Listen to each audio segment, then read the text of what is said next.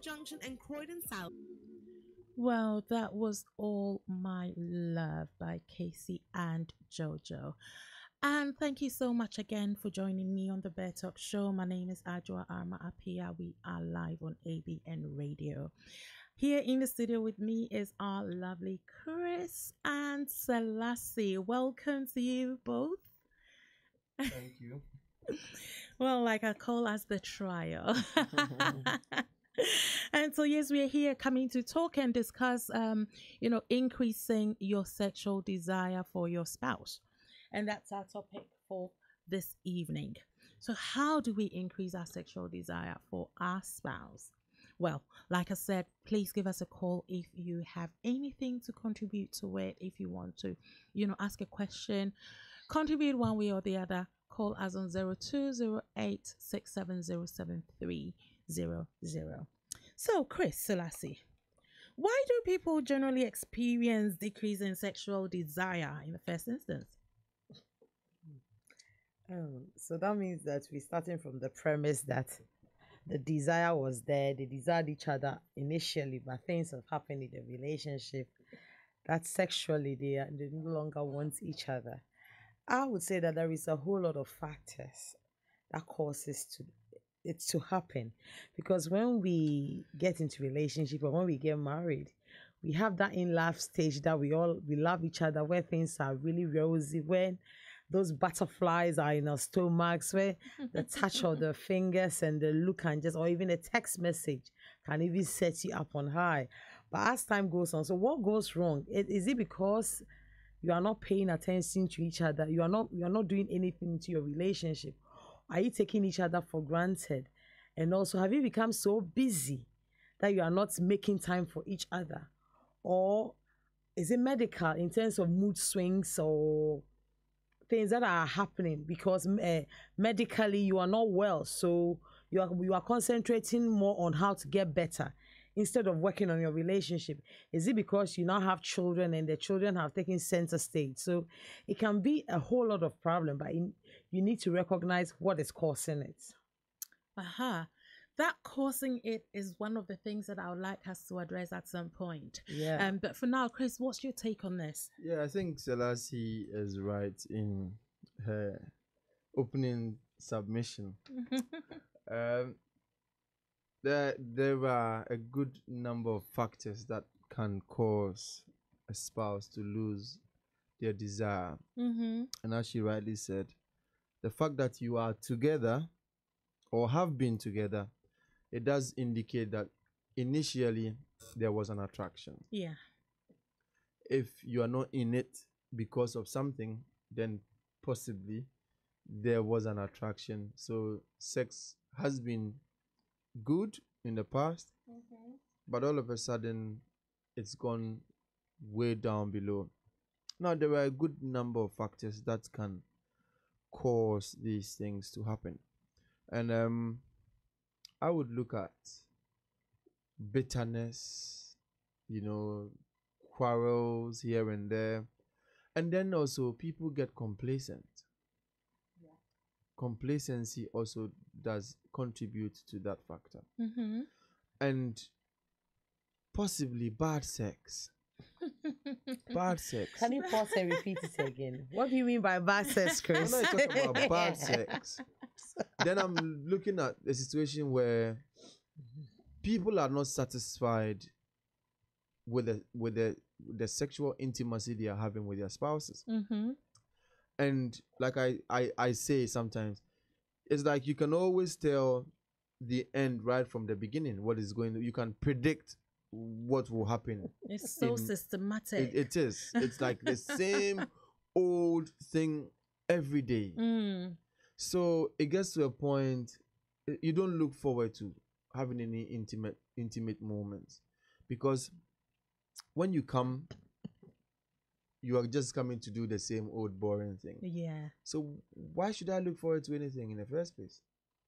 So it becomes and then so it's boring. like, yes, and then people also grow apart, and now sex become dutiful. Yeah.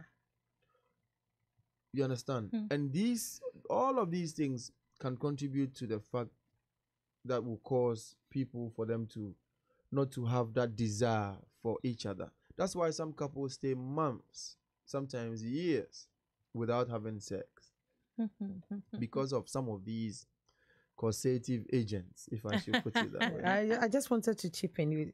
When you talk about quarrels, it's we do quarrel in relationships, but if it's unresolved and it's not resolved very well, at times the situation is that you can't really handle it. There is nothing you can do about it.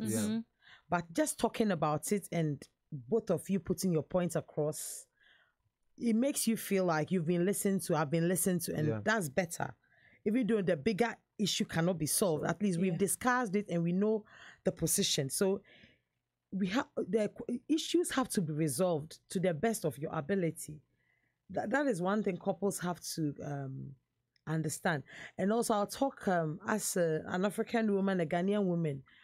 We women at times use sex as a bargaining tool, and at times we wait for issues to be solved before we want to be intimate with our spouses. And talking to most people, and I know that is what they are waiting for. Like that would be the perfect formula. There was an issue, we talk about it, and then we have great sex after. But if it's not following that pattern, then you have to change the way you do your things. Is it that you would have you can fake it, beautiful sex, and in the middle of it have a chat about it, or even after you finish having it, you talk about it. You have to vary it. But for you to say that, oh, if we don't, because you've done ABC, then we're not going to talk about it, so don't touch me, don't do that. That also drives you further apart. I mean, I'm saying that, but people should look at what works for them. You see, sometimes Adwoa, like Selassie rightly uses the frenemy thing. Yeah. When you are together, what people should understand is that you are not against each other. When a problem arises, you should address the problem, and you don't let it look like that person now has become an enemy. That's right. As soon as people begin to look at their spouses or their partners as an enemy, that is what is going to be creating the problem.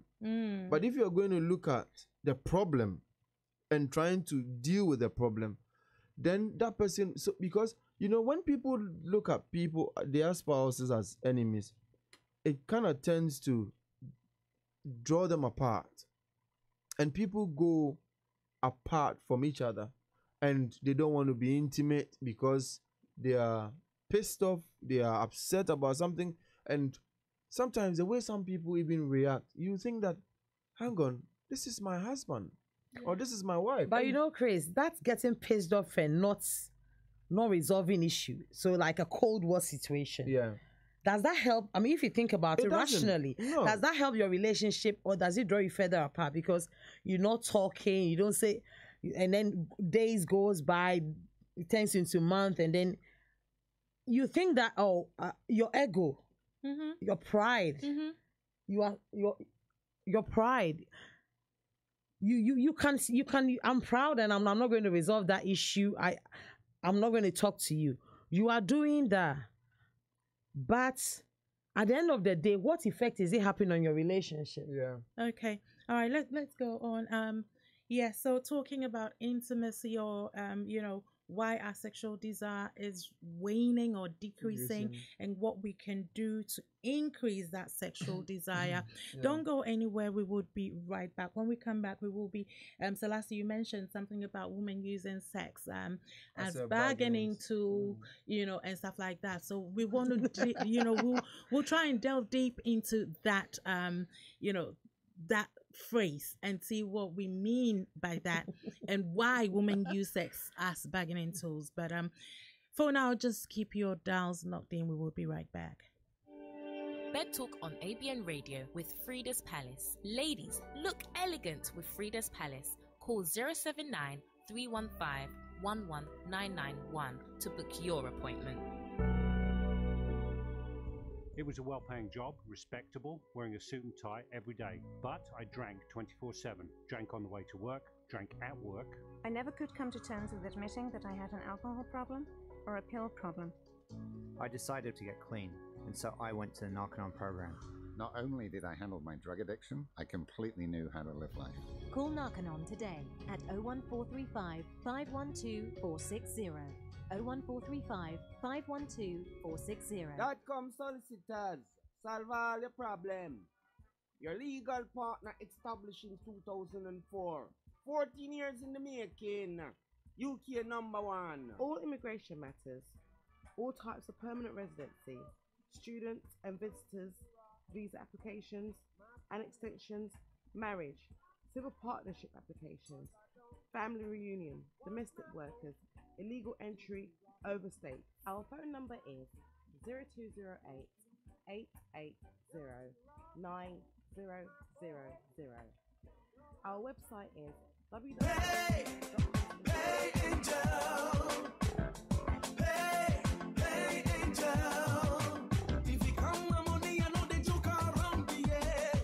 Sending money has to be fast, safe, and efficient. So what are you?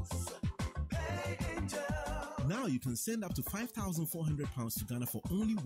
Only £1, up to £5,400. Yes, only £1, and your friends and family can collect with ease from a cash collection point, mobile money on all networks, or directly from their bank account. This is so convenient. Wait for the most convenient part. Download your PayAngel app to your phones and tablets and get started, or visit payangel.com. Pay only £1 for money transfer to Ghana, no matter the amount, when you pay for your transaction with instant bank transfer. Get paid when your family and friends send. Terms and conditions apply. Visit payangel.com for details. PayAngel, truly an angel. Authorized and regulated by the Financial Conduct Authority. Bath time. It's a lovely, relaxing way to start or end the day. To clean the cobwebs off. To mess about with the kids before they get into the gym jams. Add some bubbles or some candles. The only thing that could make bath time even more relaxing is if you've got a smart meter. Because the energy that you could save could give you 115 bath times every year. Save your energy for bath times. Contact your energy supplier about getting your free smart meter. Based on BEI's expected average annual savings of 2%, participating suppliers and eligible customers only. Savings possible by measuring energy usage and reducing wastage. So welcome back to the Bedtalk Show with me, Adwoa. We are live on ABN Radio. Here in the studio with me is Chris and Selassie. And as always, I'd like you to be a part of this conversation. So give me a call on 0208 6707300. And so talking about increasing sexual desire for your spouse. So Lassie, just before we went on that breather, you mentioned that women sometimes use sex as a bargaining tool. I want you to go a bit deeper into that, because sometimes yes, women do, but other times I think because the person is so hurt and so low and so broken to the point where they can't actually bring themselves to I'm not talking about that, but I'm talking about when you are there with your spouse and you know that one of the needs of men is sex, and if you don't do this, I'm not going to have it. That is what I'm talking about. Some women do it, and for me, don't you also want to enjoy it? Don't you also want to build intimacy in your relationship? Like what? Do women actually enjoy sex? Yes. We do enjoy sex at times if it's done and it's done very well. The thing is when attention is paid into details. The reason why I'm asking is women always want to paint the picture like they don't enjoy sex. Yeah, yes. Okay, so it's like sex is only right now. I'm not painting the picture. We do enjoy it, but what I'm saying is that if you get involved, if you do your bit, sex becomes a beautiful thing. But at times, because we are hurt, our desires are not fulfilled, we tend to say that if you don't do this, because we didn't talk about the issues, because you didn't do this for me, I'm not going to have sex with you. And I think that it is not good in a relationship, because by the time you finish playing that game or doing that thing, your relationship have suffered. And can you correct it? Yeah, that's the thing. I don't think that either the husband or the wife should withhold sex from their partner, their spouse, full stop. If one party wants it, then the other party needs to try and accommodate it. And that's my thought on it. However, this topic is about increasing sexual desire, which means that there are periods in time where our sexual desire kind of goes low, or it wanes, or decreases, and factors make it decrease. So some of these factors could be because if you keep pushing your spouse continuously, will that spouse desire you? Yeah. Will that spouse sit in the office and think about you saying, I'm coming home this evening, and even send you a text message or something? No. Adwoa, one other causative agent for sexual desire going down could also be the fact that some spouses actually make themselves unattractive. Because you see, like the men, some people put on so much weight, their belly becomes so big, and even some women as well, the way they dress very shabbily at home, after cooking, maybe they don't want to take a shower, they just jump into bed, and all of these things. So and vice versa.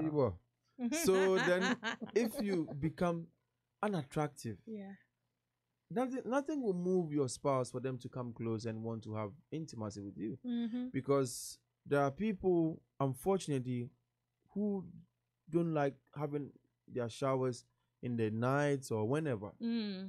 And when you've gone to work, especially this time of the year, you're sweaty, you know, you've come home and there's bad odor all around you, and you want to jump into bed, and your spouse is saying, come on, go and have a shower or something, and you don't want to. Believe you me, your spouse will feel unattracted to you, and they would not want to have any intimacy with you. So if this should carry on, let's say 3, 4, 5 days a week, a month, then you are not going to have anything from your spouse. And I think it's little things as well. I think one always I think it's one little, because if you say you love me, you honor me, you respect me, why don't you prepare your body for me? It's as for me, it's as simple as I say I love you, and I'm even so tired, but because I wouldn't have normally have a shower, but because of you, I'm going to do it because I know that it's going to go down. So I'm going to do. Not everybody thinks like that, and it would be nice but if you don't think like that, then we can't use that as an excuse, because you are in the relationship. That's right. And whatever you put into the relationship will either have a good effect or a bad effect on your relationship. So you may not want to do it, but you have to just pull it, and you just have to try and do it, because you know that you are honoring your spouse. I say I love you because if I say I'm going to love you and I'll die for you, and all the things that we said to each other, it's all part of the diet. I'm tired, I want to get an extra 15 minutes sleep, but I'm going to use that to have a shower and prepare my body for you. Yeah, which should be the ideal situation. But realistically, it's not like that, because you get, then you will not have sex, and I'm also not going to, because you get sometimes, it's, you know, and sometimes it's not just all about the sex, but it's how, like Chris says, how the person puts him or herself together even at home, because it is what starts, or the beginning, that actually makes the other person desire. You know, so like you're saying, if you're in the kitchen and you dress so shabbily, or even after you've had your bath, you know, you've still had, your hair is not well kept, you've had your bath all right, but you've picked something shabbily, an old dress, you're wearing these knickers that you could see the threads coming out, you know, so you had it way before you got married. Exactly. And you still have it. You know, it's you call it your comfortable knickers, but it's not very attractive. the granny time. Exactly. You know, so I think some of these things are also what a lot of women need to understand is that men are moved a lot by what we see. And if you're a woman and you're not going to keep yourself well, you're not going to make yourself look attractive or appealing to the eyes, then I'm sorry, you are not going to get your spouse coming to you for intimacy. Can I also say that women also are attracted by what we see? Well, I think you are, but I think that it is more important to men than it is important. Nowadays, it's important to us too. Yeah, but then apart from in yours, in addition to what you see, you like to hear. You want us to say things to you. Yeah. You want us to talk to you in a certain way. Truth is, we like those things. But for me, even when you're doing all those things and you don't keep yourself well, it's a you turn don't off. appeal to me. No. You know, you don't appeal. You can tell me all the sweet nothings, and then I look in your nails, and then I see that, oh my gosh. Will you even look at them? They feel the roughness of the nails on your skin. It's just all those little and the things, roughness of the palm. You know, or people have different things that they want and they don't want. But then I don't want to see that, you know, kinky hair sticking out from your armpit. It's like, it's for me, it's not cool. It's a turn off. It is not cool. You know, some others might want it because they want to be pulling and playing with it. You know, so you need to know what the person you're with wants. Yeah. But I think that it's also very important that maybe when your spouse tell you that, oh, Chris, for argument's sake, I don't like these boxers that you wear, or, you know, this socks that you wear, there's a little bit of a hole in there. Don't be offended. Just change it. But some people get offended, you know, because I know a friend of mine was saying how, you know, the husband is a bit, he's an artist and always drawing. So sometimes he's got paint all over him and what have you. But he'll come home and just come and jump on the bed without going to have a shower. With all the paint and everything. and she hates it.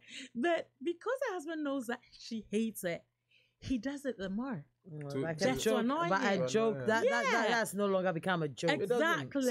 So then in this case, if you try to touch and she says, no, I'm tired, no, I don't want to do it, no, then you should understand that, listen, your joke has gone a bit too far. And it's, So it's he going to cost intentionally you. does that to wind her up. Well, if he does it like just jumps into the bed and then jumps out to go and have a shower, like jump, you know, you do it playfully, to wind her up, and then immediately, like maybe 5-10 minutes later, you jump out to go and have a shower. And That's fine. sometimes he just sleeps, like he says he's tired. He can't be bothered to jump into the shower. So then that's what I'm saying. So then now, if you want to touch and they give you all the, no, I'm tired, I've got a headache, you wouldn't understand. You don't say, no, I'm tired. For me, you don't use another excuse. No, just say that I you would have haven't had a preferred you shower. take because you have to tell the truth and let him know that this is the reason. Because if you say you are tired, that means that you're covering up, and he has to know the truth so that he will change his ways. Wow. Okay, so that's an interesting one. You know, I mean, what are some of the other things that causes this? Chris, I remember you mentioned boredom. Adwoa, these days, in a lot of bedrooms, boredom is the number one killer of good sex. And loneliness. Yes, boredom. Not loneliness. What, you mean you're with somebody? Oh, you can be with somebody and still. It's true. Yes, you can be with somebody and still be lonely. It's a killer in marriage. It is. Yes. So boredom and loneliness, as you rightly said, are number one killers in a sexual relationship. People are not spicing up their sex life. Yes. For me, it is Grace, also hold because... on. Please hold on. Because even if you have to even spice up your marriage generally before that will even trickle down into your sex life. Because if you jump and you go straight to the sex, but how you treat your wife generally in the marriage and everything. Is it just your wife, madam? How you treat your spouse. Thank yes, you. I'm talking for women, so I'm all about women. I'm all about women. So, Chris, sorry, continue, but I just wanted to chip in that. So, how we treat each other. Yeah.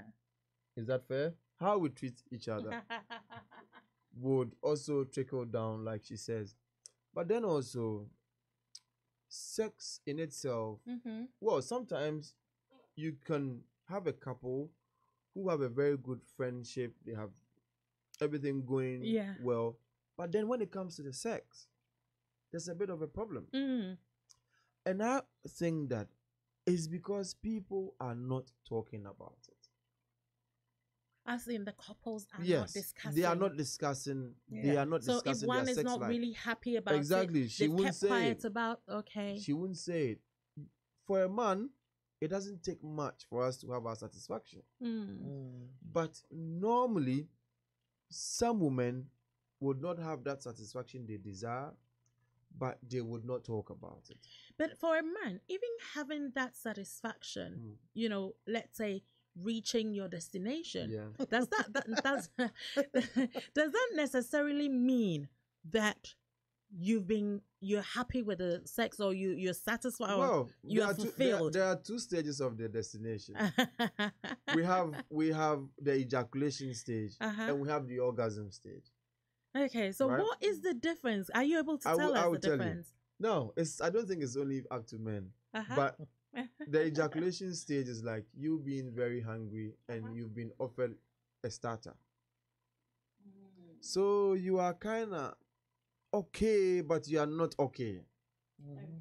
So you've had just an ejaculation. Fair game.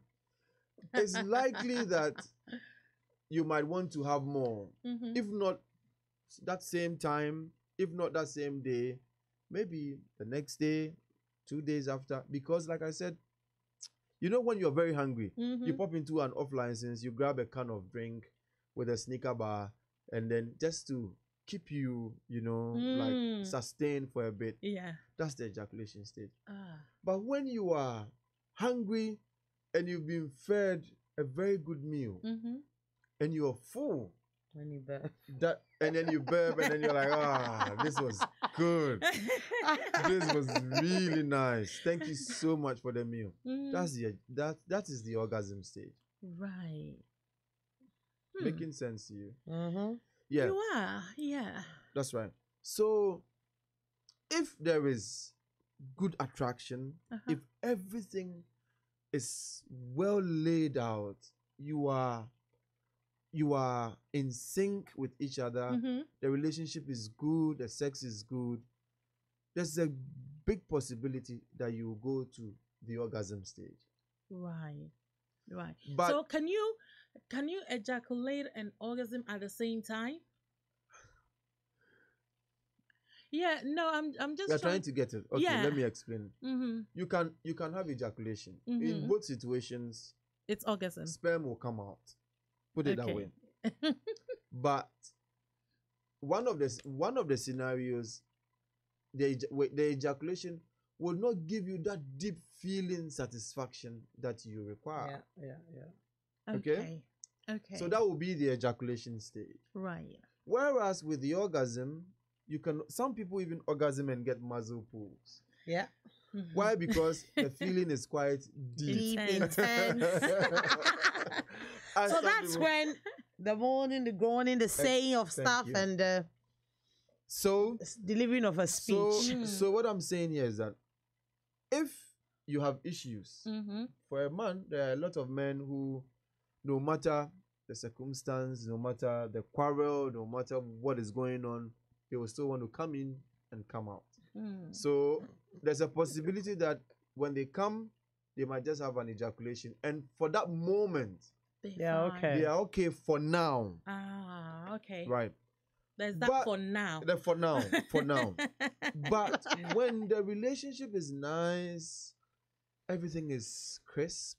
You are sweet. You get what I'm saying? Yeah. Like the sexual desire hasn't gone down, and you are all over your spouse, and everything you are enjoying each other. Then there's a bigger possibility that you can go to the orgasm stage. Wow, that's interesting. That's some education right here. But don't go anywhere. We will be right back. Bedtalk on ABN Radio with Frida's Palace. Ladies, look elegant with Frida's Palace. Call 079 315 11991 to book your appointment. You look elegant. Thank you. The hairstyle, the makeup, you change that every week. It's Frida's Palace. So, that's standing out. Look at your birthday party was Frida's Palace, right? You got that. Hair and makeup for every occasion, anytime. Just walk into their Norwood Junction and Croydon salons or book an appointment by calling Frida on 07931 511 991 or 0208 6535 300. Consultation is free. Can I take you out for dinner? As your PA, I'll have to tell your wife you're asking me out. It's just dinner.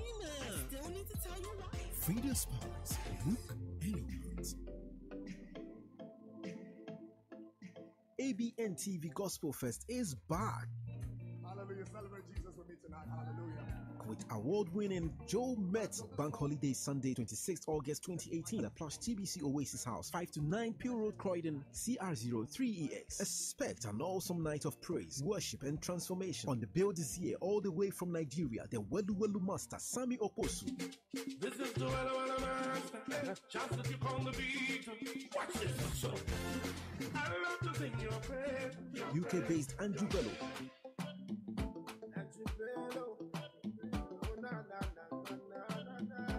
The sensational Shekinah. and many more. Get your tickets now from abntv.co.uk and abnradiouk.com. Tickets are £20 standard and £35 VIP with reserved seating, goodie bag and VIP reception with Joe Metal. All tickets purchased will be entered into a prize draw. Gates open at 5 p.m. ABN TV Gospel Fest with Joe Metal. Don't be told. Be there. Brought to you by Real Money Transfer, World Ribbits, Miss E Divine and ABN Radio. Get your tickets now.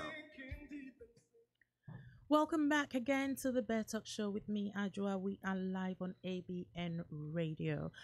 Phone lines are open as always. Please give me a call on 0208-670-7300.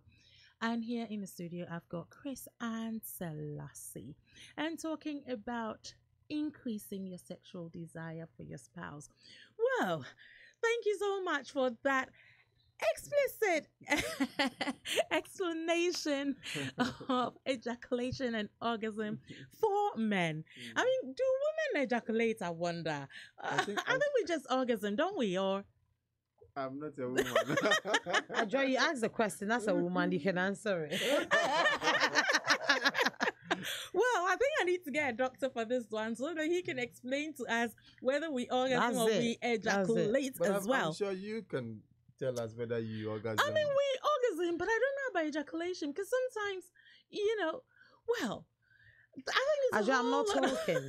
That's for this answer. That's silent. You know what? To be honest, I think that we should ages ago we did something about orgasm. I think we should go back into orgasm, and do again all you need to know about orgasm and get someone in here because it is absolutely necessary. Yeah. I'll put that on the card and we will be doing that sometime soon. So since I was taken away from my point, can I go back to Please my point? go straight back. This time not talking about orgasm and ejaculation. I was making a point when we brought this whole thing.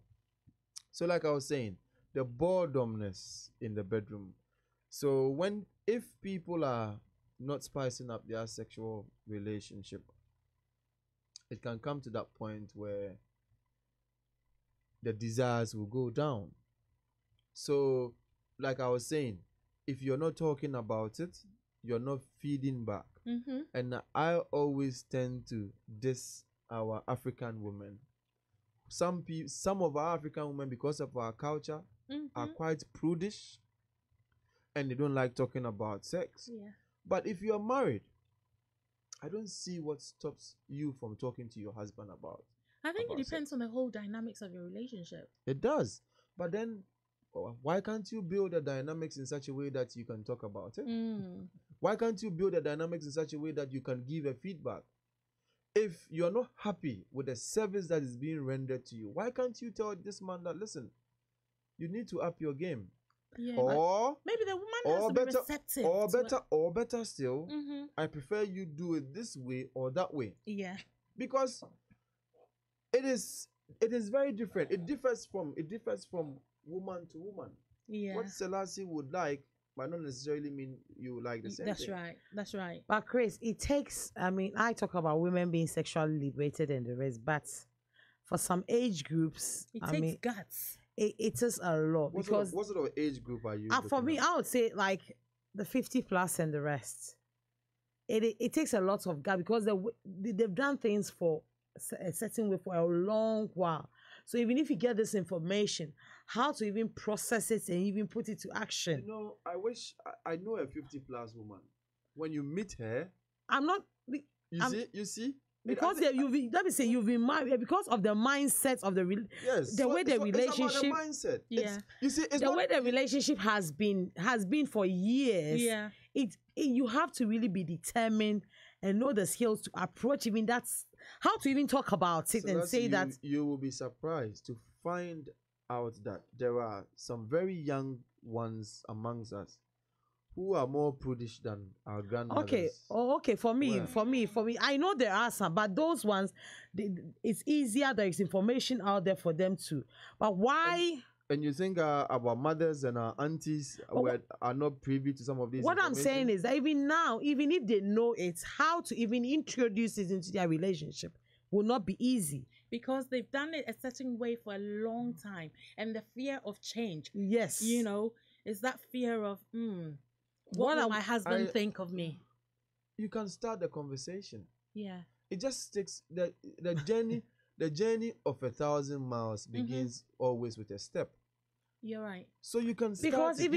even just a text message, we all have phones. We are all glued to our phone. Even the moment you start sending messages to your spouse, you've not been doing it in a relationship. Like you'll be suspicious. What is it? Why are you checking up on me? So what do you need? What do you understand? But maybe your colleague was also saying, what kind of man are you with? It is happening, Chris. I know. I'm not saying it is not. But then I'm also asking that who are you married to? Yeah. So that is when you tell, because that's when you said, oh, I read the book and they said all these things, so I want us to talk. Exactly. That's why nowadays I'm checking up on you at work and everything. I don't really want anything, but I just want to know how your day is going. Exactly. And then gradually you build it, but it takes a lot of guts. So if you want to do it, you just have to be determined that you are going to, you're making a positive input into your relationship. Or you can even start by telling him, I want us to try new things. Yeah. You can start. What have you been doing? Who have you been seeing? Who have you been talking to? Who is telling you things? You know, that your friend that you've been talking to, she's the one introducing all these ideas into your head. It is very unfortunate that our community suffers the most from things like this. Yeah.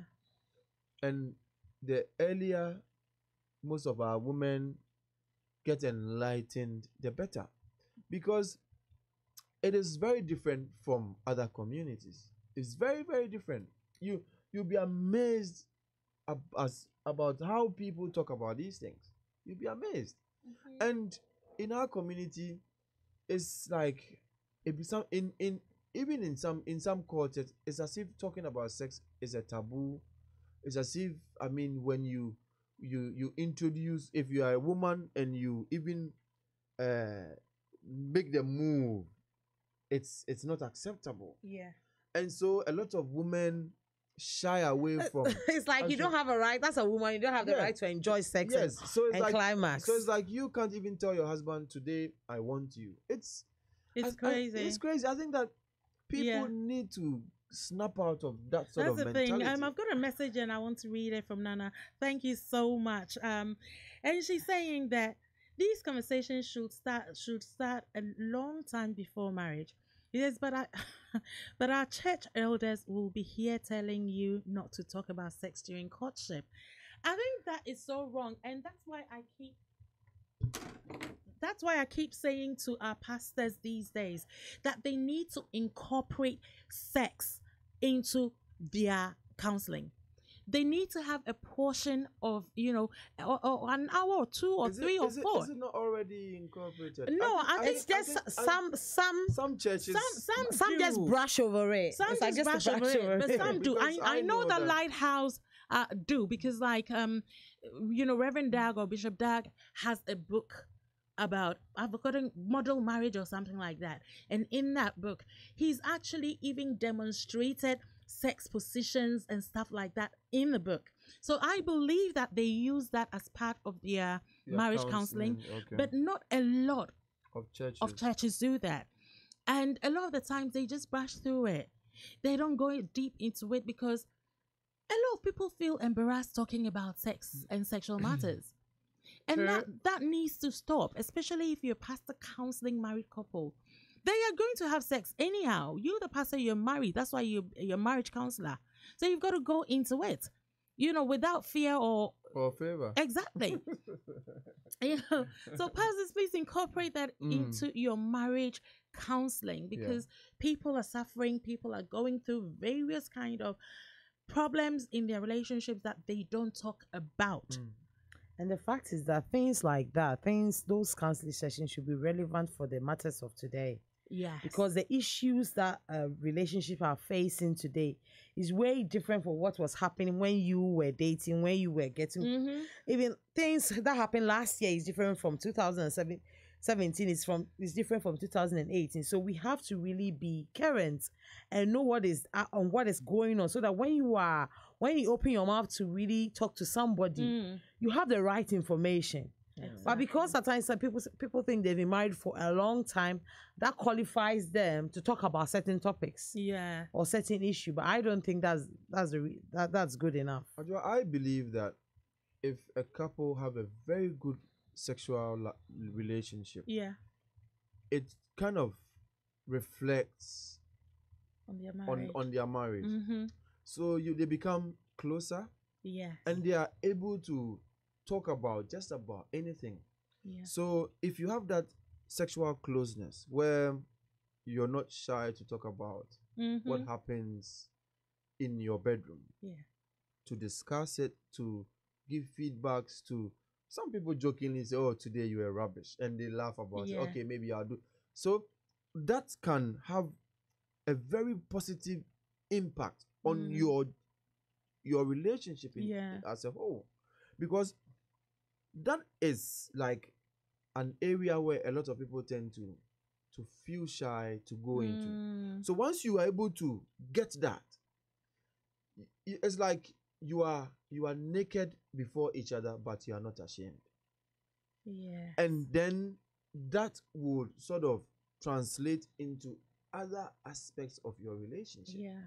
So then you are able to freely talk about just about, and that can, in a sense, build a very good friendly relationship between the couple. I think generally sexual intimacy creates a unique bond It does. amongst couples or partners or spouses and stuff it, like if that. it is being done well, that's the if thing. it is not done dutifully but done beautifully. Oh wow! Let's not really talk against beautiful sex, because at times beautiful sex is right and it's needed. At times it is. You are saying at times, but in some homes, because you are going to make a general statement. That's what I'm saying. If it is not, because listen, there are some homes that dutiful sex is the order of the day. Dutiful sex is better than no sex. Yeah, but then you can't have dutiful sex every time. That's why I said at times dutiful sex is important. But Selassie, instead of starving your spouse. Do you know that dutiful sex does not allow you to connect the way you should? I know, but I gave a scenario where you've had an argument and everything. And that's fine. You are talking about a one-off. I am talking about a consistent. Yes, but some relationships are like that. It's just they don't enjoy sex. Exactly. They just do it. So the woman, so as soon as you come near her, she shrinks, and even though she's happy to give it, or not, I wouldn't say happy to. She wants to give it. She's only doing it out of duty, and she wouldn't be enjoying it, but she's only doing it to please you, and so she will not really partake. She will not do much, and you come and take whatever you want to take and go away. So that connection will be missing. Wow. Let me take the news on top of the hour. All too soon. It's almost 10 o'clock. We'll be right back. ABN Radio, London's Afropolitan radio station. More news, more information. This is ABN News on the Hour.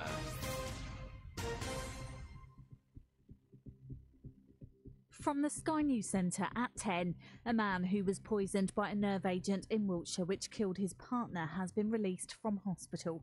Charlie Rowley had been in a critical condition after being exposed to the substance last month, while Dawn Sturgis passed away. Lorna Wilkinson's the Director of Nursing at Salisbury Hospital. Charlie has been through an appalling experience most of us could never imagine. Today is a very welcome milestone in his recovery, and all of us here at Salisbury Hospital wish him well as he continues to get better. The progress he has made is a testament to the remarkable clinical team who have worked tirelessly. It's believed they'd found a bottle used in a previous poisoning on a former Russian spy. Two teenage boys who plotted a Columbine-style gun attack on their school in North Yorkshire have been handed 12 and 10-year custodial sentences. The pair were said to have hero-worshipped the students who opened fire in Colorado in 1999. A man who had made bombs for the Taliban in Afghanistan and was plotting an attack in Westminster has been jailed for at least 40 years. 28-year-old Khalid Ali was planning to target MPs and police. The White House says it's sending its prayers to the victims of a boat accident in Missouri. 17 people died when it overturned yesterday. The owners of a Cocker Spaniel stolen 5 years ago have been reunited with their pet. Scampi was taken during a burglary in Somerset. Nicola Phillips started a Facebook campaign to find him and was contacted by someone in North London last week. When we sort of got him home, he recognised the garden, he recognised my mother-in-law, like the kids, yeah, and he was just so happy. His tail was wagging, running round all his old spots that he used to in the garden. So, yeah, it was brilliant. And in sport, Tommy Fleetwood's the leading contender to become England's first Open golf champion for 26 years. He's just one shot off the top of the leaderboard after the first 2 rounds at Carnoustie. That's the latest. I'm Kieran Kaur. Bedtalk on ABN Radio with Frida's Palace. Ladies, look elegant with Frida's Palace. Call 079 315 11991 to book your appointment.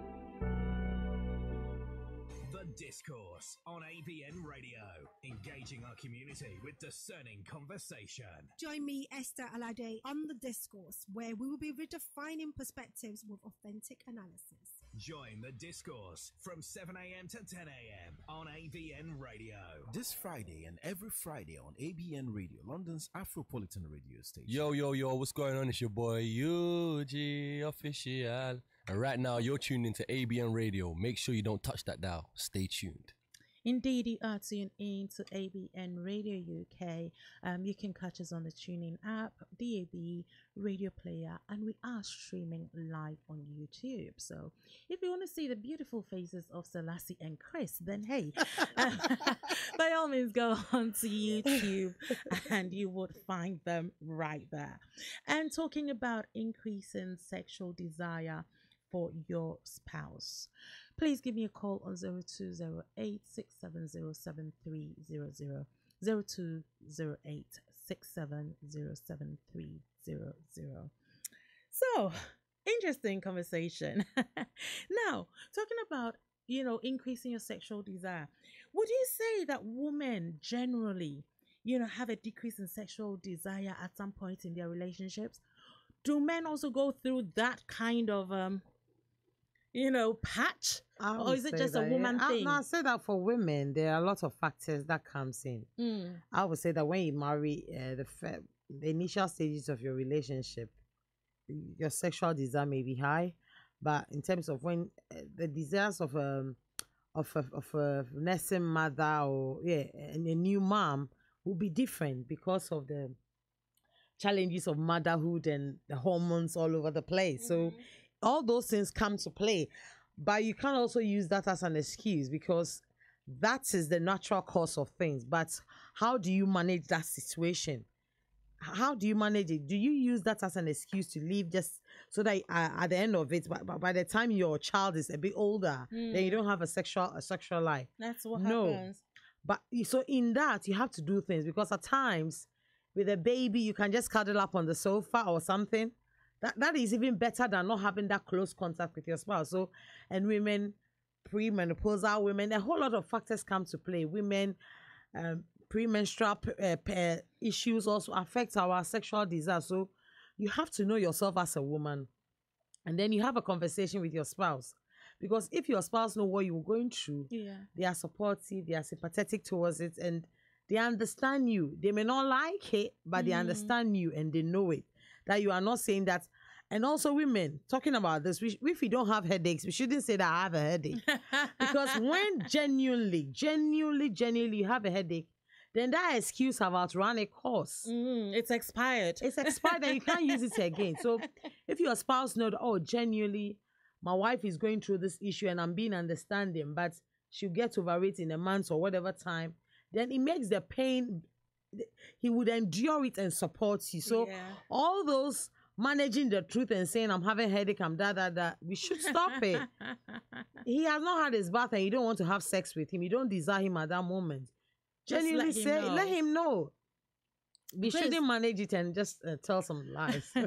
Chris, now do men also go through fluctuations as well? Yes, I think that if things that there are some men who can be very sensitive. Okay.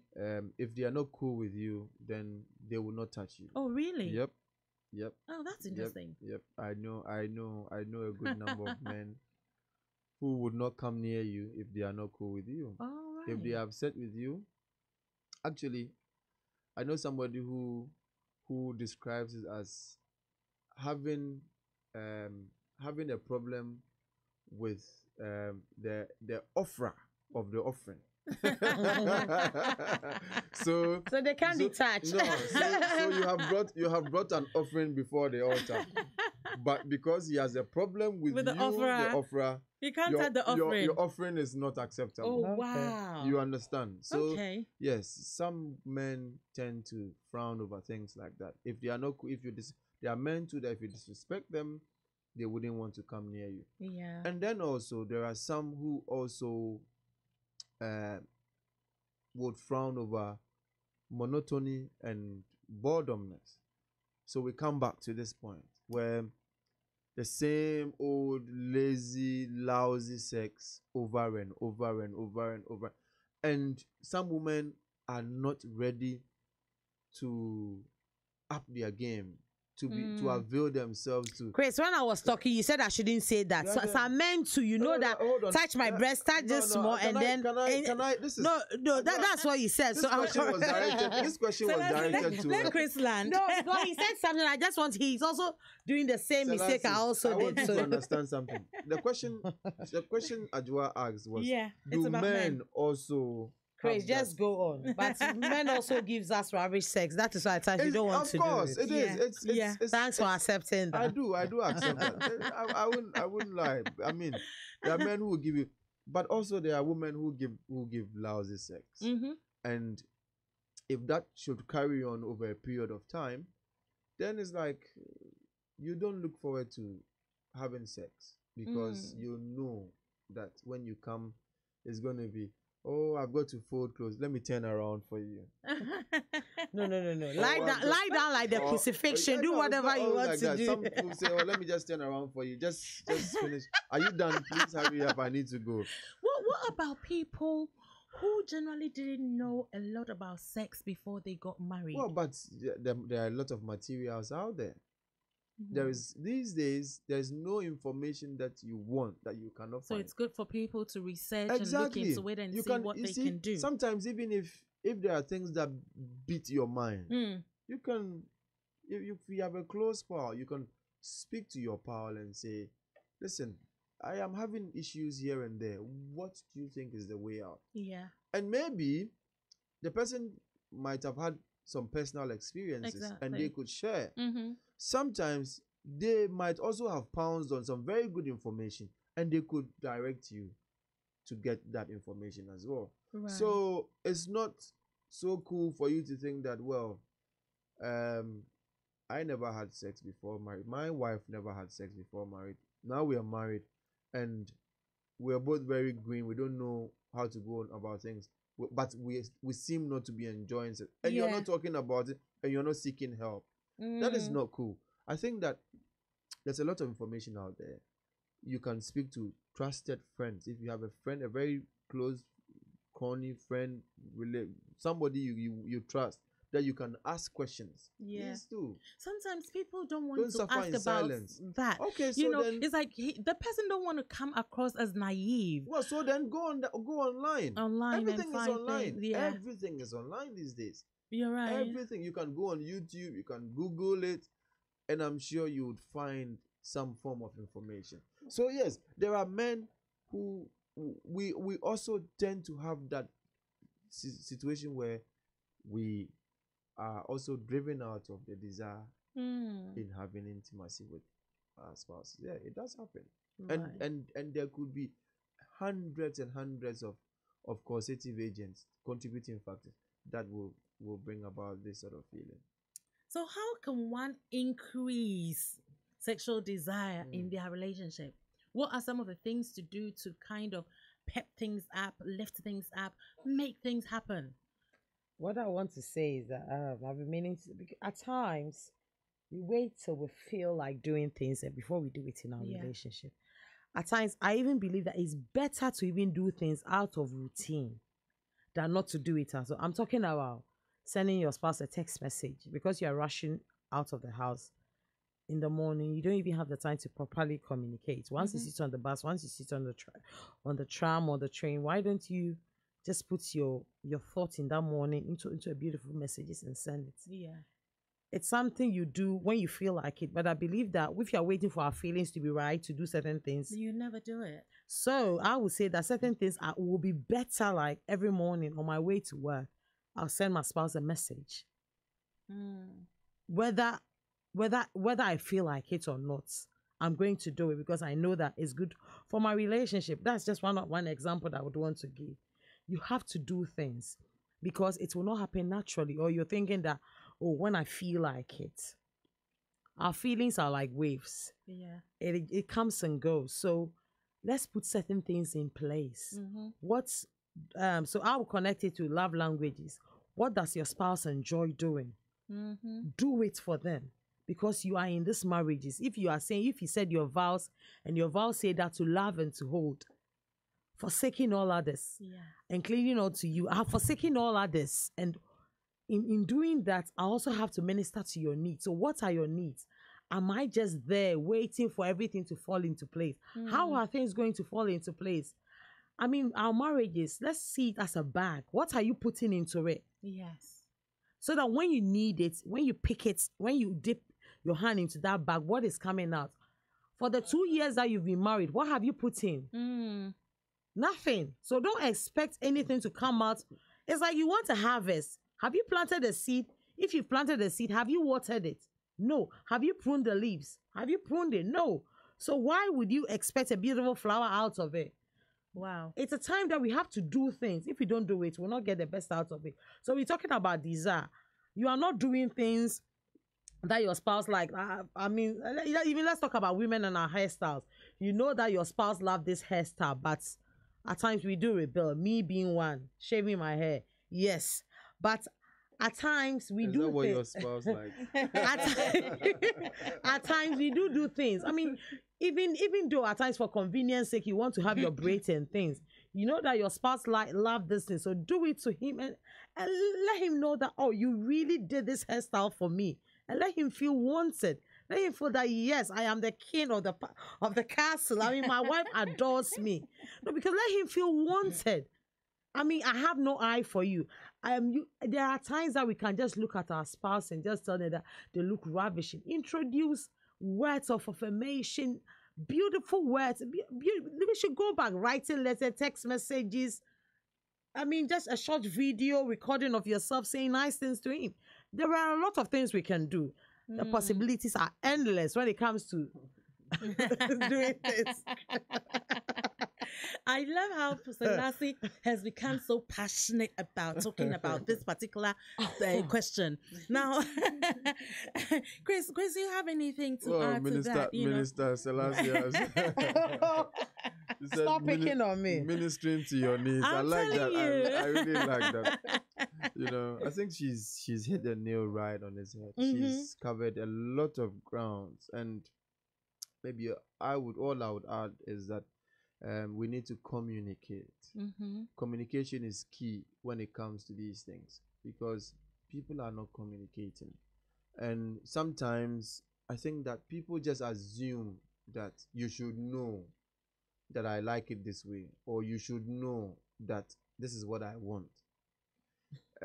We are not magicians. We are not preternatural beings. We are as human as you are. Yeah. And so if you want your spouse to do something, you want a certain reaction, the best way to get it done is to communicate it.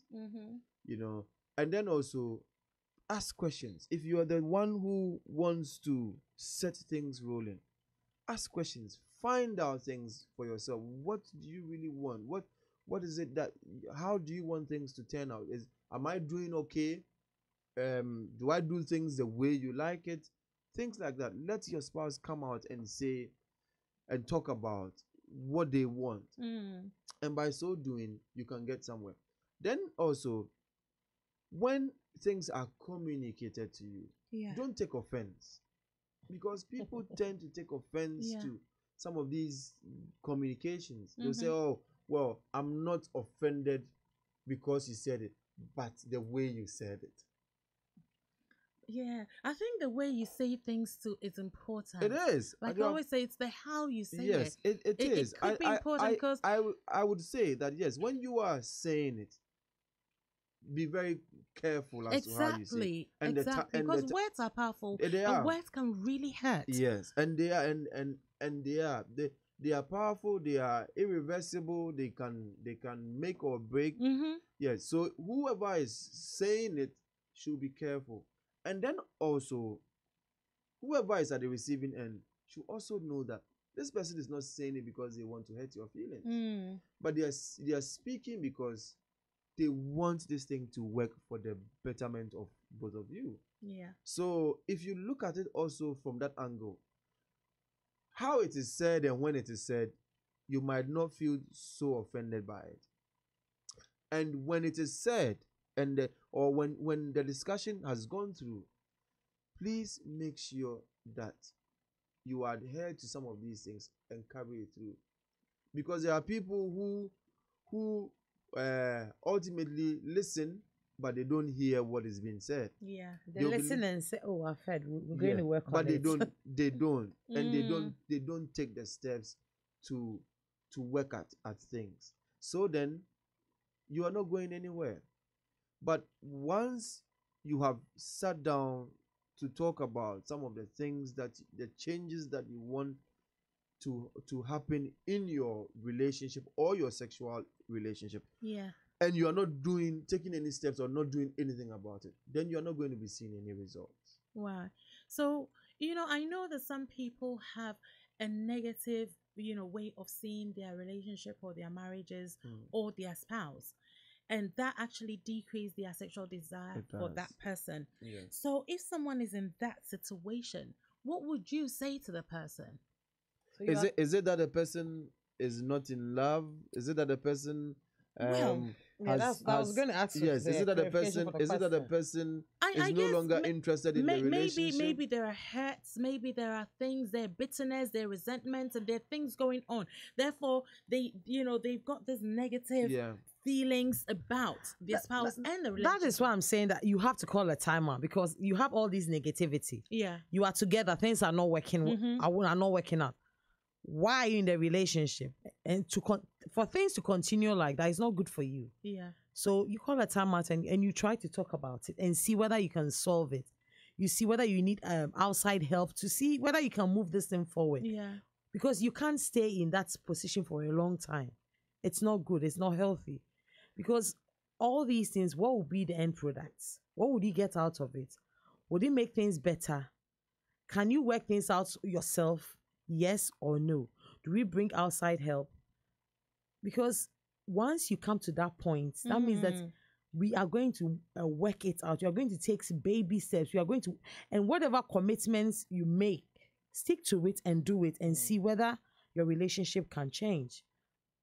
Right? But don't give up on your relationship when you are, even if you are in that state. I think that's amazing.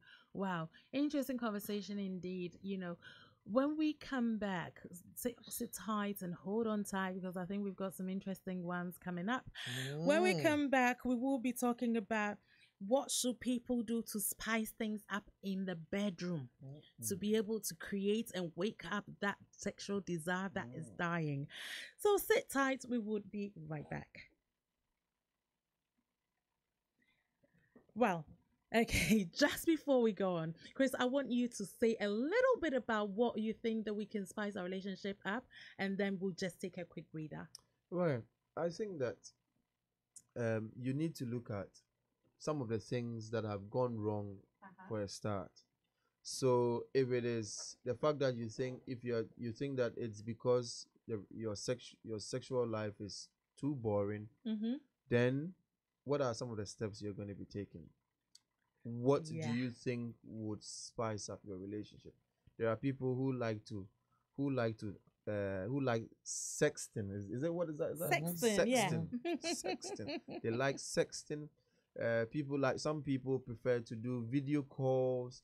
There are some people who even want you to have a video call and show a bit of flesh.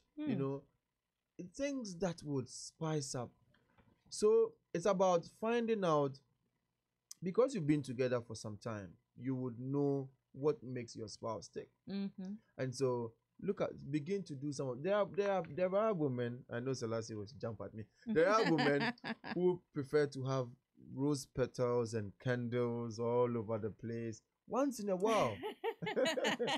Guilty as charged. I know, right? Once in a while, you can do that. I'm very quiet. I'm not. Once in a while, you can do that. You know, have Yes. all the petals and all the candles lined up, whether to the bathroom maybe or for your birthday or for create something. As much as we've been in a relationship and we've been married for 20 or so years, at times I want to be rude. Yeah. At times I want, men are the hunters. At times I want you to hunt. I want you to chase after me. Selassie, And at times you have to be wild. Yeah, but before No, I'm just saying at times. what I'm saying just is, adding to what you I were understand, saying. but what I'm saying is, before I woo you, I need to know what you like. Because there are people who are also allergic to flowers. Exactly. Hey, we are going deeper into this. Just sit tight, like I said. We will be right back. Bedtalk on ABN Radio with Frida's Palace. Ladies, look elegant with Frida's Palace. Call 079 315 11991 to book your appointment. You look elegant. Thank you. The hairstyle, the makeup, you change that every week. It's Frida's Palace. So, that standing out look at your birthday party was Frida's Palace, right? You got that. Hair and makeup for every occasion, anytime. Just walk into their Norwood Junction and Croydon salons or book an appointment by calling Frida on 07931 511 991 or 0208 6535 300. Consultation is free. Can I take you out for dinner? As your PA, I'll have to tell your wife you're asking me out. It's just dinner. I still need to tell your wife. Frida's Palace. Look elegant. So, you need a new car, but just found out you have less than perfect credit. Well, at Wheels for Sure, we've been helping people like you since 2012. And with hundreds of 5-star reviews from happy customers, we really do mean helping. At Wheels for Sure, you could drive away in a brand new car on a 3-year lease, with servicing, manufacturer's warranty and breakdown cover included. So, for affordable motoring, even with less than perfect credit, change your life today at wheelsforsure.com. Wheels for Sure is FCA regulated. T's and C's apply. ABN TV Gospel Fest is back. Hallelujah. Celebrate Jesus with me tonight. Hallelujah. With award-winning Joe Met Bank Holiday Sunday, 26th August 2018 at Plush TBC Oasis House, 5 to 9 Pure Road, Croydon, CR03EX. Expect an awesome night of praise, worship, and transformation. On the bill this year, all the way from Nigeria, the Welu Welu Master, Sami Oposu. This is the Wella Wella Master. Just that you call the beat. Watch this. So, I love to sing your praise. UK-based Andrew Bello.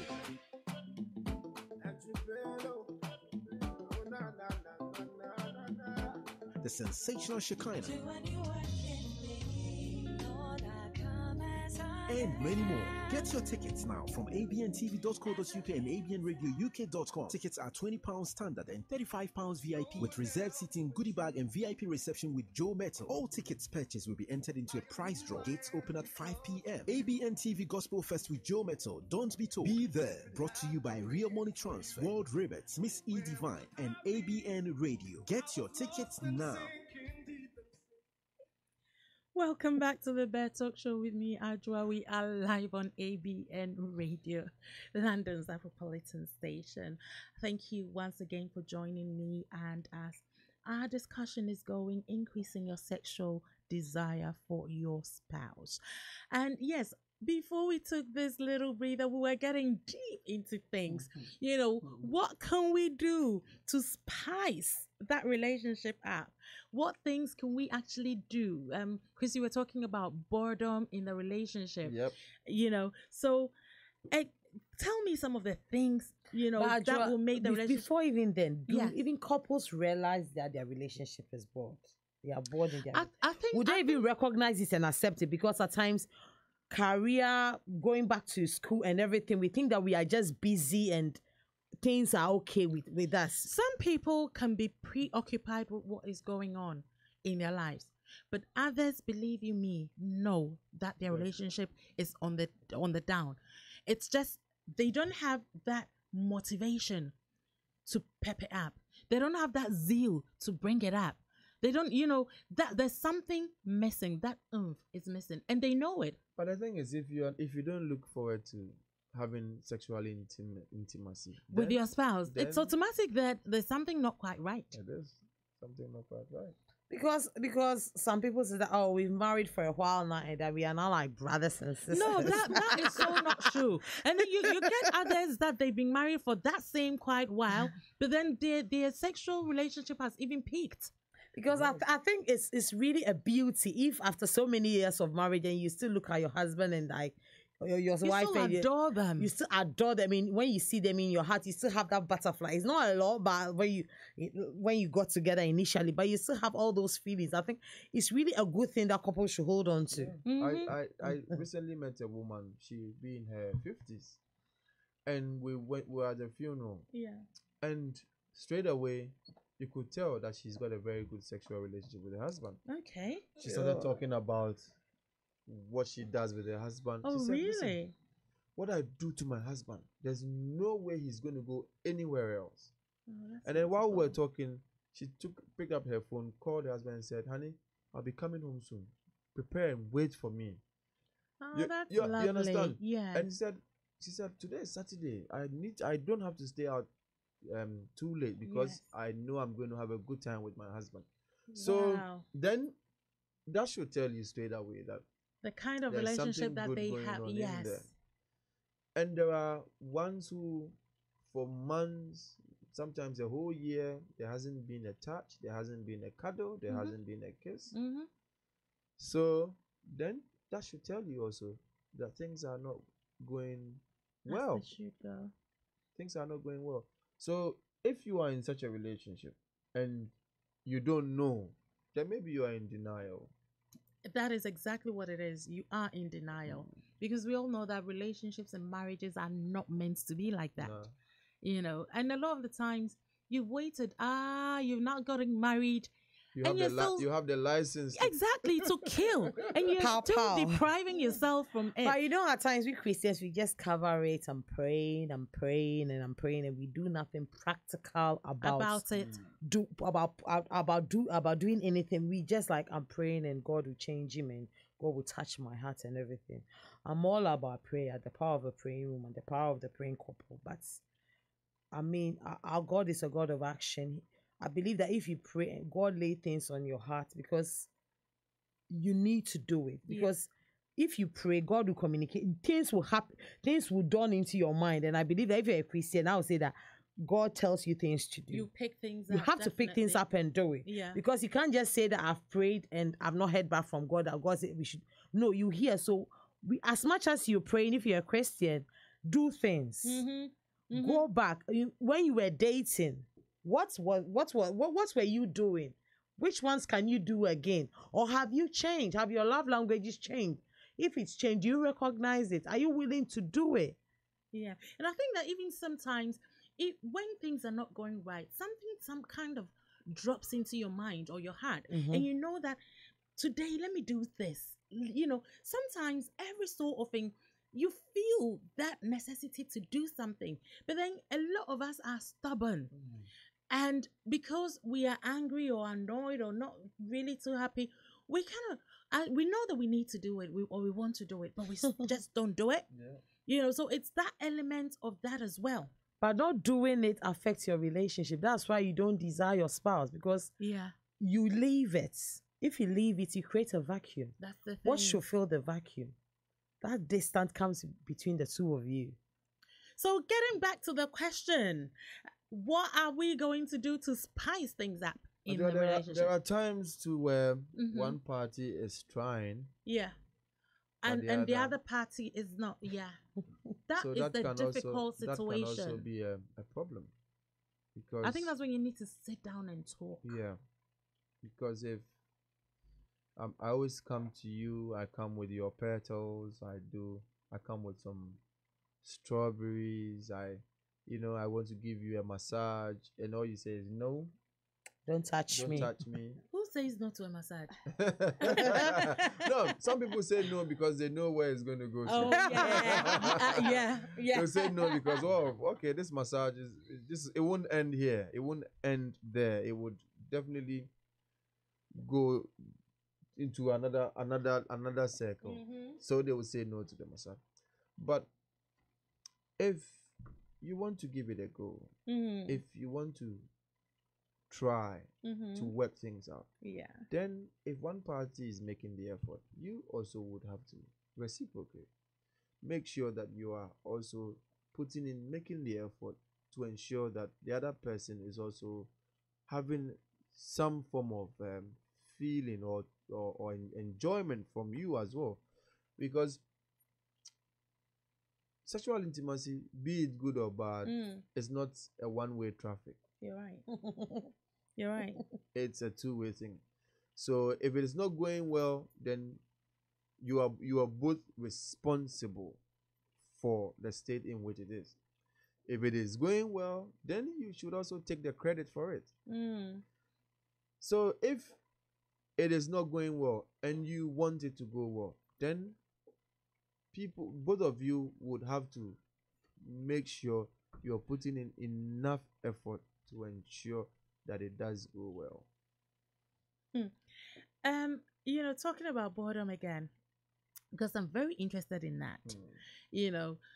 Why do you have some friends who are bored at the moment? Well, I think that it's going round, and a lot of people that I've spoken to recently are kind of going through some kind of the stage where it looks like the relationship is stale. Yes, it's that stage. I think it is complacency. We've been married for so long, and people just sit back and they just go about their normal daily duties without really thinking that, listen, I need to do this or that to spice up what we have. I just also want to say, in addition, I think because career busy, we are busy. We go to work, so that the little time we have is about mainly sleeping. So you realize, like, your Saturday that you just want to do the household chore and just sleep. Now, before I should come and dress up and go on a date, no, I prefer to sleep. To be in my jammies. But then you can still do something at home. You can still bath together. You can still get in the shower. So that's together. what I'm saying, is that you have to realize that this is what is happening. So even if we have to make targets and say that this month we've saved some money, we're going to do this, or we have to plan and we have to execute it. You are talking about having a shower together. There are so many things. We have to do it. I know a couple. They enjoy doing videos for each other. Okay. So the wife works for them. The wife then, will show a bit of flesh, send it to her husband, and when he watches it, then he will call her and comment, "Oh, I love this. I enjoy this. And when I come home, I'm going to do this to you. I'm good." Yeah. So it spices things up. Exactly. The only danger with this, if you're not careful, and it ends into the wrong hands. Did you see the video of the pastor's wife? Yes. Yes. If you're not careful and it ends into the wrong hands, that's what I'm saying. Yeah, that's when it becomes a problem. It's nice to do it, but then these days you can do a live video then, because with a live video, you're calling this person and talking to that person. You would wait for the person to respond to ensure that this is your spouse. Yeah. Before you even show flesh. Yeah. And then also you can ask him or her, where you are you okay to talk? Do you have some? You set the tone. You set the scene and so that your spouse. Chris, you tend to be really thanks for sharing your experience with us in terms of video call. Thank you.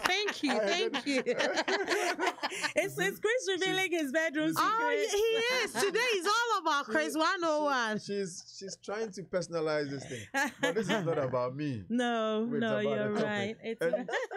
And like I always say, we tend to share what some people have fortunately shared with us. So yeah, so some of these things I think people can take them on. Yeah. and do things like that to spice up their relationships. Yeah. To be honest, I mean, okay, anyway, we'll be doing hygiene, and I think that we can cover that on it, because I was going to say, to be honest, even little things like changing the bed sheets, changing the room around a little bit when you're bored with things. It's all those little things, throwing little cushions here and there on there, throwing little covers here and there, you know, I mean, doing like a little swan or what have you with a towel and just placing it in there. You know, it's all those little things setting that tone. I think generally some people are quite boring. Yeah. If you are with somebody who is boring, then it will be difficult. As much as I just talked about props in the house. So if one of them is not doing it, you should want to take it up. If it's the bed sheet that you are bored, what's wrong with the husband buying the bed sheet and say, "Oh, I saw this bed sheet, I like it, let's use it." You've bought it, because if you'll be surprised at how someone can leave a bed sheet on their bed for about 3 weeks to a month and not even change that. So what I'm saying is that if one of the spouse doesn't like it, why don't you take it and do it? Yeah. Because if you're waiting for the other person to do it, it will not be done. It will never happen. So you take it that this is what I want to do. So I'm doing something for my relationship. Both of us are going to benefit from it. That bed sheet will not irritate me anytime I come to the room. So I'm taking it upon myself to change it. Yeah. Adwoa, another thing that I want to also talk about is the fact that when a spouse brings up an idea, the other partner wouldn't want to try it. Yeah. It can also have some form of implications on your desire. That's true, yeah. Because one person is trying to spice it up. So they come up with suggestions. Oh, let's do this. Can we do this? Can we do that? And the other person kind of brushes aside. Every time. And then all they want to do is to stick to that same old. I don't know. Monotony for me personally, I don't like monotony. No. Even the food, even when it comes to food, I'm the sort that when you give me the same sort of food every day, you get fed up. I get fed it. up. Yeah. I will get fed up. So you want it. Sometimes you want it to be served in a bowl. Sometimes you want it in a plate. Sometimes you want it in a saucer. You know. Even if you want to give me rice, make sure you give me rice and soup, rice and something else. Yeah. You know, don't give me the same old rice and stew. If it's chicken stew, same old rice and chicken stew. I don't know. Monotony has a way of getting. But some people are also scared of the unfamiliar. They are not adventurous. They are naturally not adventurous, but you can't use that as an excuse because the relationship is about the two of you, and it's about making each other happy. So as much as I'm not an adventurous person, I'm willing to give it a try. I'm willing to keep an open mind for the sake of my spouse. I'm willing for us to try it. And when it gets to those situations, keep an open mind. The first time you may not enjoy it, but you have to try, because you have to realize that you formed your life all these years not liking this particular thing. Yeah. And your spouse have also formed her life liking it. So you have to come to that point that you get a middle ground. Keep trying for the sake of your relationship, because you don't want to be enduring it. You want to be having fun. You want to be enjoying it. That's the thing. That's the thing. I mean, sex can be had in all places in the room, you know. It doesn't have to be just be in the bedroom. And even sex is not just about penetration.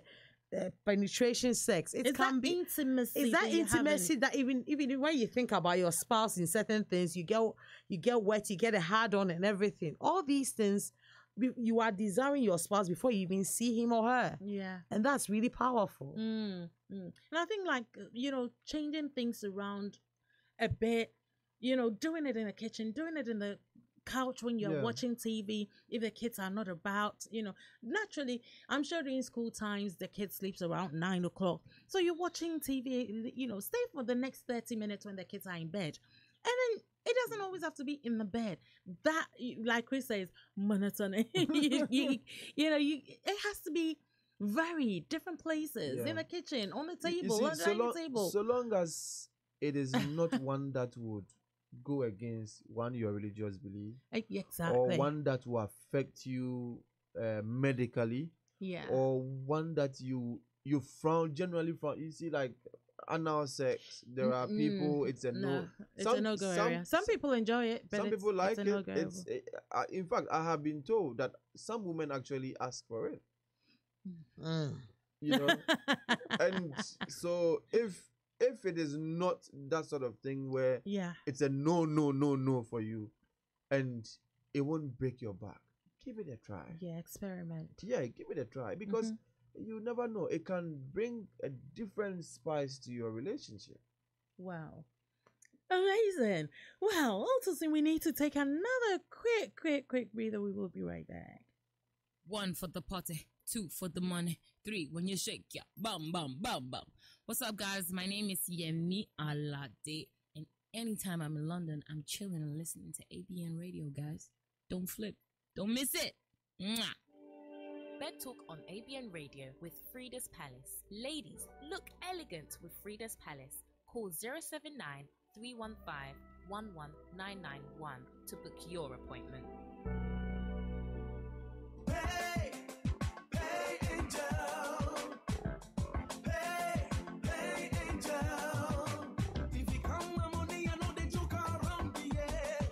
Sending money has to be fast, safe, and efficient. So what are you? Pay Angel. Now you can send up to £5,400 to Ghana for only £1. Only £1? Up to £5,400? Yes, only £1, and your friends and family can collect with ease from a cash collection point, mobile money on all networks, or directly from their bank account. This is so convenient. Wait for the most convenient part. Download your Pay Angel app to your phones and tablets and get started, or visit payangel.com. Pay only £1 for money transfer to Ghana, no matter the amount, when you pay for your transaction with instant bank transfer. Get paid when your family and friends send. Terms and conditions apply. Visit payangel.com for details. PayAngel, truly an angel. Authorized and regulated by the Financial Conduct Authority. You look elegant. Thank you. The hairstyle, the makeup, you change that every week. It's Frida's Palace. So, that standing out look at your birthday party was Frida's Palace, right? You got that. Hair and makeup for every occasion, anytime. Just walk into their Norwood Junction and Croydon salons or book an appointment by calling Frida on 07931 511 991 or 0208 6535 300. Consultation is free. Can I take you out for dinner? As your PA, I'll have to tell your wife you're asking me out. It's just dinner. I still need to tell your wife. Frida's Palace. Look elegant.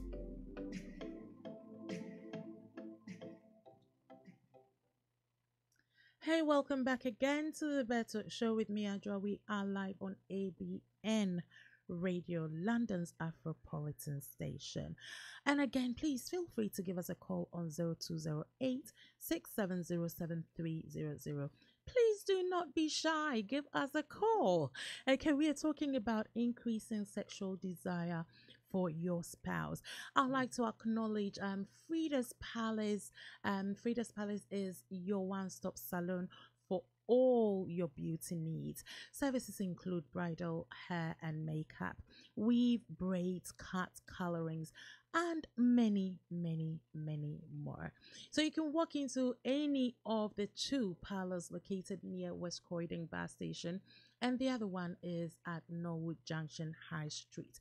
Better still, you can give Frida a call on 0793 151 1991. 0793 151 1991, or you could call on 0208 653 5300 to book an appointment. Actually, Frida's Palace can also be contacted through Facebook and Instagram. So if you want to look elegant, then please make sure Frida's Palace is the place to be and the place to go. So thank you, Frida. We want to get on and and continue this interesting conversation. So what I wanted to actually ask, was that, do you think the woman who, because I know that a lot of women don't reach orgasm, or they don't experience orgasm during penetration and sex and stuff like that. Do you think the women who don't reach orgasm or experience orgasm gets bored with sex and therefore cause them to decline, in their desire for sex? Yes, because if the other aspects of your sexual desire is not fulfilled, that's around how do I even put it? If the foreplay, attention to the foreplay, if your desires are not being met through that, and you always it's like another boring is like you touch me a little bit, you realize we're just penetrating, you ejaculate or you climax, and then I'm left hanging. It's like that is in your mind. So next time you don't really want to do it. So if, as a woman, if attention is paid to your needs, your spouse take their time, knows that my wife normally does not enjoy penetrative sex. Maybe they enjoy it, but they don't actually experience orgasm. So what do you do? Is it that she wants oral sex? What does she want? It is I think give it what she wants to It her. is a woman's fault How? that she is not getting orgasm. How? You're not talking about it. It's simple.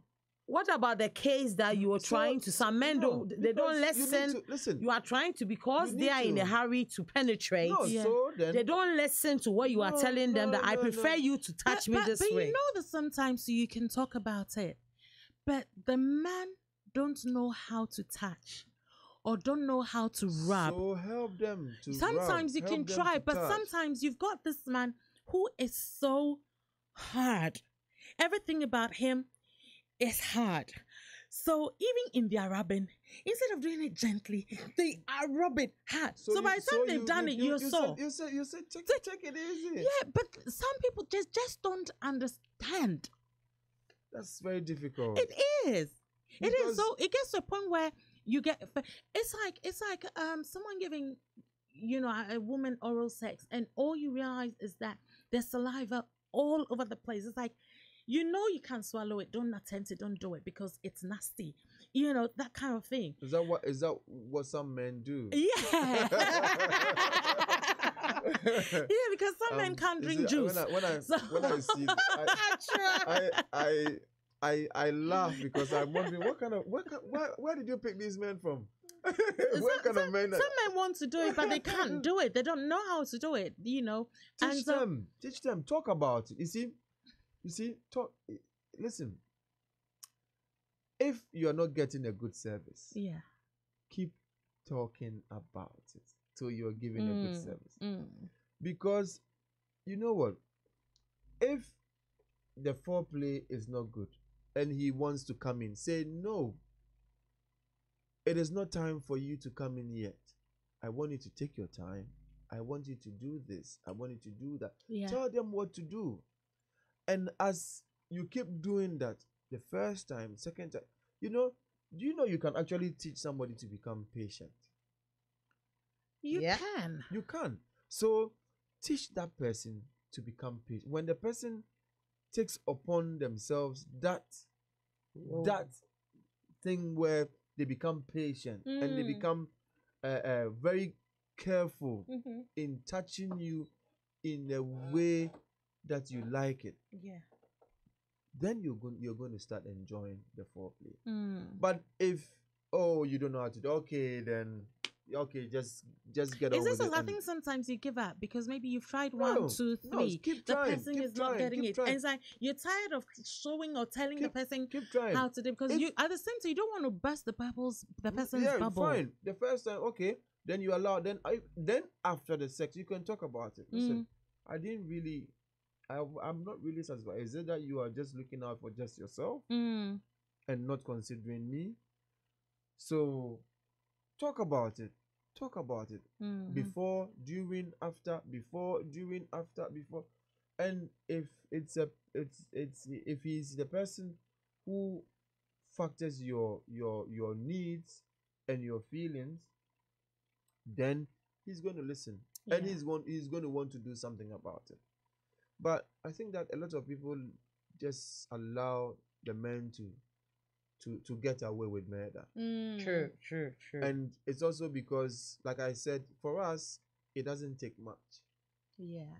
So the foreplay most of the time goes more to the benefit of the woman. You're right. So if enough foreplay is not done, where the woman gets to that point where she wants to get to, then the man will just come, have his way. He'll be satisfied. Within seconds, he's rolled over. he's snoring. Snoring and you feel like killing and then him. you are there, you're like, this guy, he didn't even get me to where I wanted to get to. And you understand? Yeah. But if you are able to talk to him, get him to understand. Yeah. It might take a bit of work, but be persistent. I saw a post somewhere which says that persistence will let you have it, and consistency will let you keep it. I think it was a very profound. Yes. You understand? Yes. So if you're persistent, you will get what you want.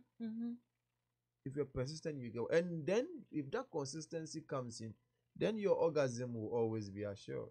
Wow. I think that, or maybe let me throw it to you. Don't you think that sometimes some women are the cause of their problems as well? Because I think that at the beginning of maybe the relationship, maybe even though they were not orgasm or reaching that point of, orgasmic pleasure, they were faking it. Yes. So the man was thinking that what I'm doing is right. Yeah. So throughout the relationship, he is thinking that, oh, I'm hitting that target. Yeah. And it gets to a point that you can't fake it forever. Also, they have not been talking about it. Yeah. You see, even it is okay if the first time we are married, we're newly married couple, honeymoon nights.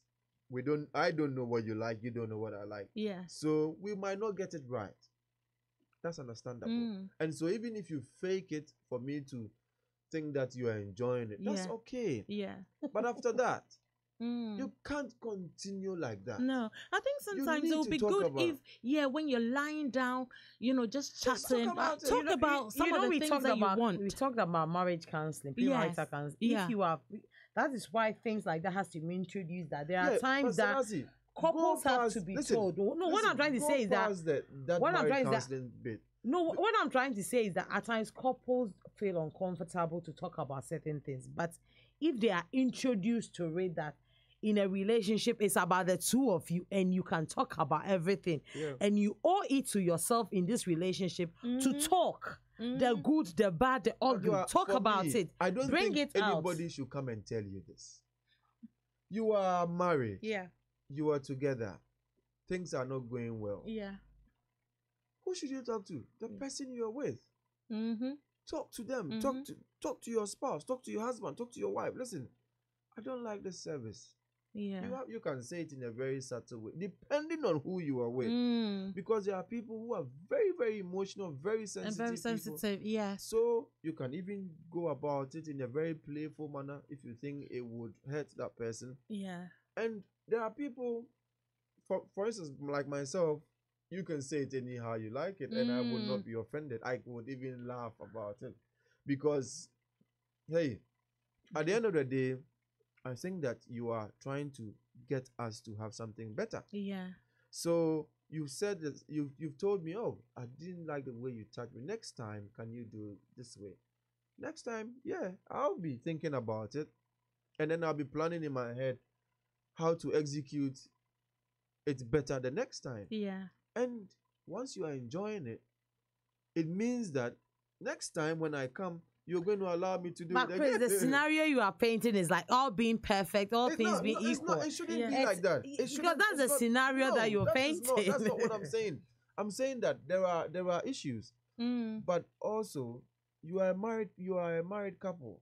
I don't see why you cannot talk about it to tailor make it the way you want it. Because if you don't learn how to talk about things during courtship, if you not develop that element of your friendship, where you have a relationship that you talk about everything, even if you get new information and you're trying to introduce it into your relationship, it's going to be very difficult. Yeah. It is going to and I think it depends on how receptive your partner is. Yes, exactly. Even for you, even to get the courage and know that things are wrong and I want to talk about it to make things better between the two of us, it's not easy. Yeah. It's a whole complicated issue by itself. I'm sorry for people who are in such.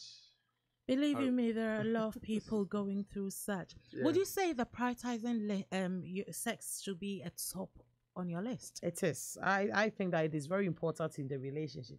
Sex is that super glue that bonds you together. Super glue that bonds you together. I mean, when the Bible says the two has become one, it is that closeness, it is that bond, it is that sealing of the intimacy. So your sex life should be very, very important to you. Chris? Yeah, I agree totally. It has to be important, and like I said earlier on, if you're able to get it right, it Mhm. can actually have a positive impact on other aspects of your relationship, because I mean, from what Selassie is saying, there are some couples who are finding it very, very, very difficult to talk about their intimacy. Yeah. And so, if you have the opportunity to be able to break that ice Mm-hmm. and have a very good sex life, then there's nothing else that you cannot talk about. Yeah. So it is having a good sex life. That's It's right. having that friendship as That well. friendship, I yep. think that friendship is important It is because very I think when important. you're friends, when your sex life is dwindling, because of that friendship holding the relationship, you're able to talk about things, to bring things back in Yeah. check, and stuff like that. You Yeah. know, because I have a friend who says that things started going down a little bit, and there was a point where the wife called him and says, Jack, you are slowing down. What is was going going on? on? Have you I found like that. someone? I'm suspecting that you found someone. Okay, if you're not having an affair, then hey, let's hold hands and pray. Let me pray unto your boy. And he thought it was so funny, but That's it was right. cute at the Yeah, same time. So yeah. it's So amazing that that to tell that they have a very good relationship, yeah. and which is amazing. But yes, also, my gosh, time has crept upon us and it's the weekend already. Let me give you my sex tip for this week before we sign off. And I have said that finger rub delight. So so what I have said about this is that lie back on a steady table or bed and have him take his sweet time kissing you between your legs, gradually moving into a steady rhythm with one hand rubbing on your clit, the other with a finger curved and stroking the upper wall of your insides. Let him bring you almost to orgasm, then have him back off. Repeat until you are so turned on you can't see straight. Now, just about when you're finally there, have him slide his hard rod in so that it's the last slide that puts you over the edge. So that is my sex tip for you this week. Finger rub delight. I don't even know how I get these names already. You know? It sounds like some cake or something. It's honestly. Yeah, but thank you so like some pastry. You know, thank you so much for joining me Pleasure as again. always, ours. You know, and to you who tuned in, I just want to say a massive thank you, for always tuning in, for sending out the notification for Bedtalk Show for your friends to tune into. We really appreciate every one of you. And on behalf of all of us here, we want to wish you a very happy belated birthday. Oh, that is amazing. Thank you so, Chris. And yes, for those who didn't know, it was my birthday yesterday. So thank you so much, Chris. That's all right. I am so honored. But please make a date with us again, same time next week. We'll be right back with another interesting and juicy conversation. Please tune in tomorrow morning for a great lineup of programs. Till then, have a good weekend. ABN Radio, London's Afropolitan radio station. More news, more information. This is ABN News on the Hour. From the Sky News Centre at 11, Charlie Rowley, who was among 2 people poisoned by the nerve agent Novichok in Wiltshire, has been released from hospital. He had been undergoing treatment after he and his partner fell ill in Amesbury last month. She died after coming into contact with the substance. Sam Hobson is among friends gathering in Salisbury to remember her. I've organised for anyone to turn up, really, friends and family, to have a drink at the pub and share their thoughts on what's going on and about Dawn and Charlie. Usually this kind of stuff doesn't happen, really, and it's a shame that she's gone. I just want to get everyone together and do a nice thing. A man who plotted a knife attack on MPs and police outside the Houses of Parliament has been handed 3 life sentences.